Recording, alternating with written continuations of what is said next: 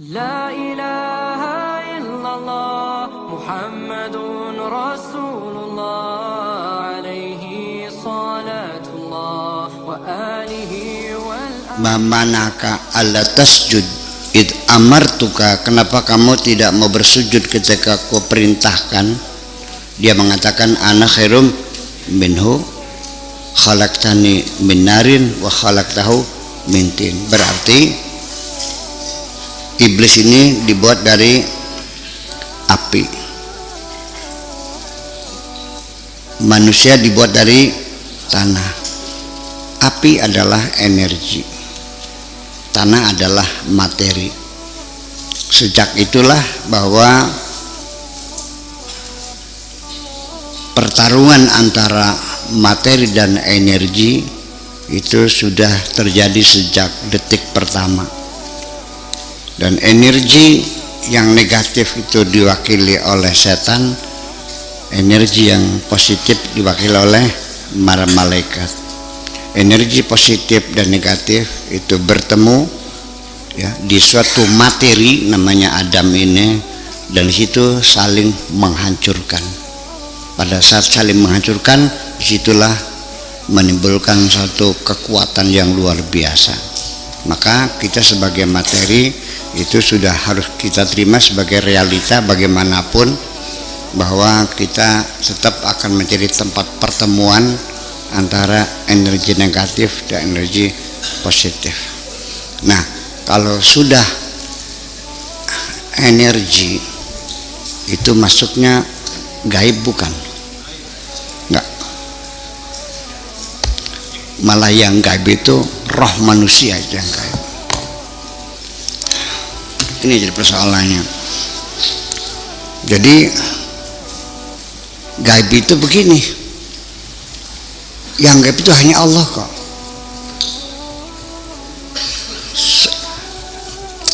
Surga gaib bukan? Bukan.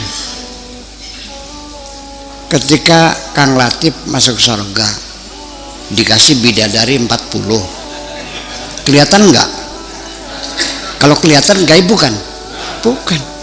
Jadi makanya ketika di surat Al-Baqarah, zalikal kitabu la raiba fihi hudal lil muttaqin alladzina yu'minuna bil ghaibi ay yu'minuna billahi. Orang yang percaya kepada Allah, al-ghaibu wallah. Awas, ghaibun dengan ghaibun dengan ghaibun itu beda. Ghaibun ghain ya ba ghaibun. Kalau tidak hadir namanya ghaibun. Kalau ini ghaibun.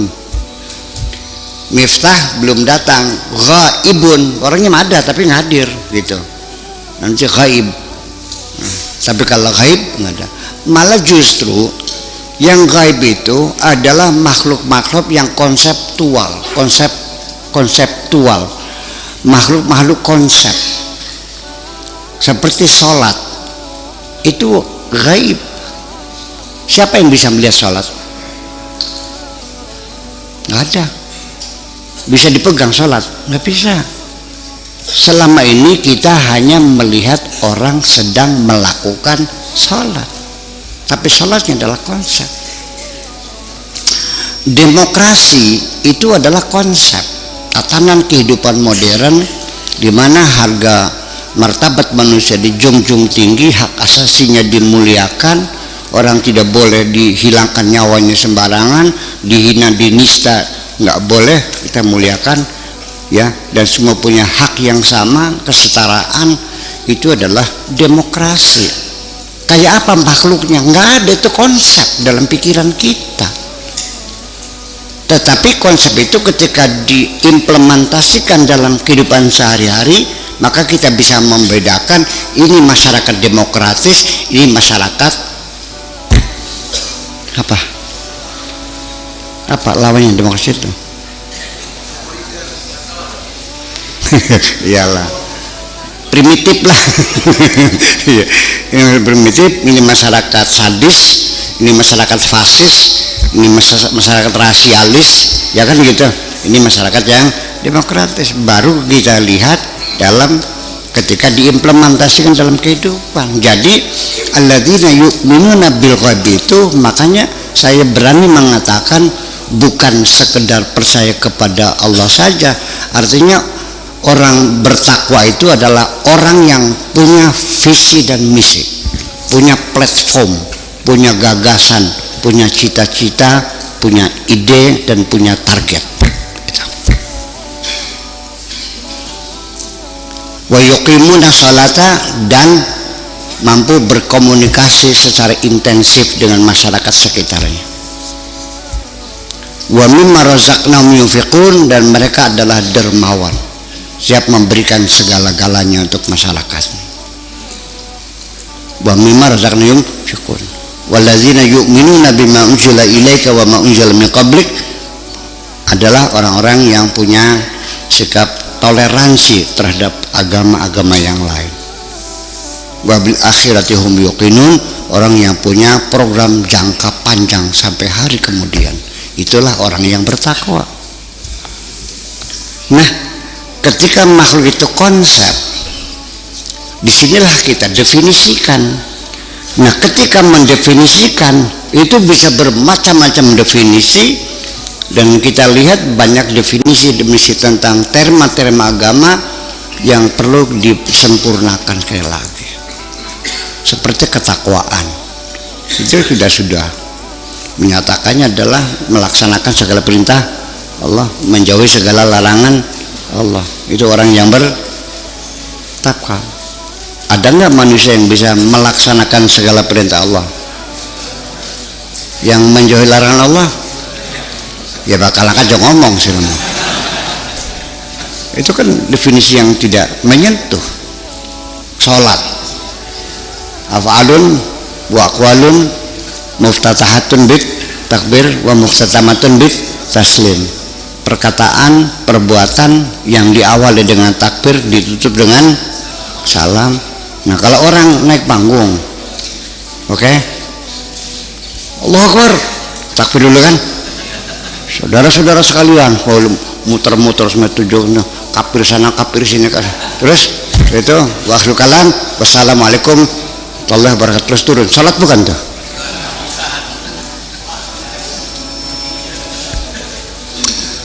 Jadi mendefinisikan suatu konsep itu bukan hal yang mudah.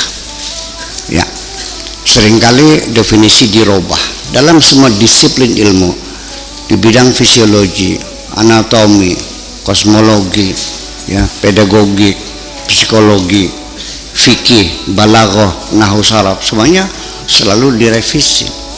Nggak ada cerita yang abadi itu makanya. Nah, makanya siapa yang paling tahu tentang makhluk-makhluk konsep ini dan yang gaib? Hanya Allah. Sebab bagaimanapun juga kita tidak bisa mendeskripsikan sesuatu secara sempurna. Karena apa? Karena kita tidak mampu melihat sesuatu dari sisi pandang yang berbeda-beda, sulit. Kita hanya melihat dari sisi sudut pandang tertentu.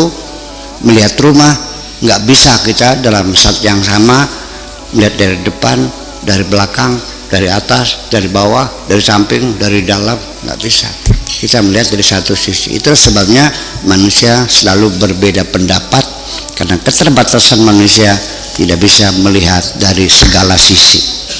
Yang bisa melihat segala sisi hanya Allah saja. Oke, itu mananya alimul ghaib. Mudah-mudahan tidak bertengkar kalau begini. Iya, ini kan juga salah kabeh ini barangnya.